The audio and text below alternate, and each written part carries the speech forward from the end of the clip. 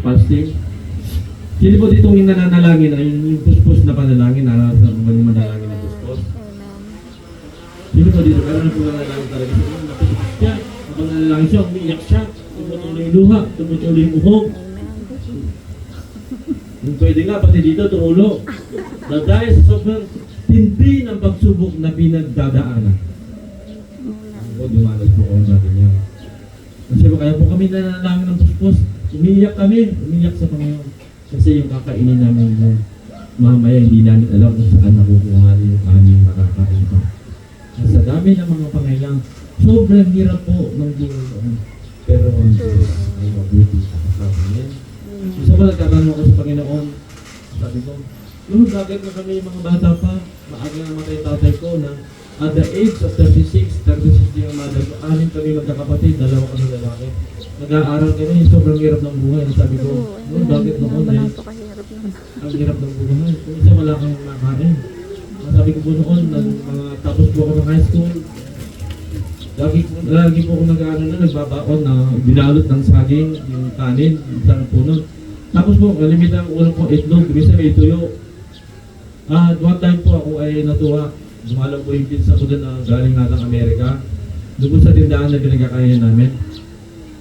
At doon po, special na po yung may mga tinda doon pinirito ng dalagang bukid. Pag nakakain ka nun, social na. Kasi walang panbili, mahal mo nun nung time na yun. At parang gusto ko pong kumain, dumating po yung isang binili ako. Tapos merong toyo at kalamansi. Ang dami ko na nakain, at pinagbalak ko pa yung pizza ko doon sa mga barsada ko doon na kagaya ko na mahirap na hindi can afford. Kasi po kami ay cannot be rich, sabi nga. Cannot be rich. Meron pong kaibigan na taga Hawaii, yung service kami sa Alabat. Habang kami nakasakay sa kotse, kinukwento niya, sabi niya, you know, Pastor Noni, I belong to a wealthy family. My father is a business. Marami na negosyo yung kanyang ama. At yung kanyang ina ay, yun po ay si Kuya Kevin Smith.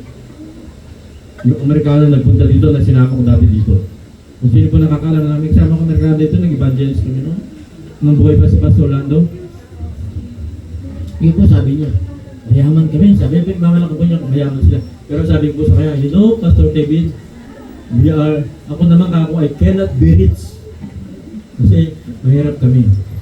Pero niyo po, pagkakalang nasa Kristo at si Kristo sa pag-usayo, isa ka sa pinakamayaman. Kasi mayaman yung Ama. Mayaman ka na rin, amen? Ang pangalan mo ay nakatala sa aklat ng buhay.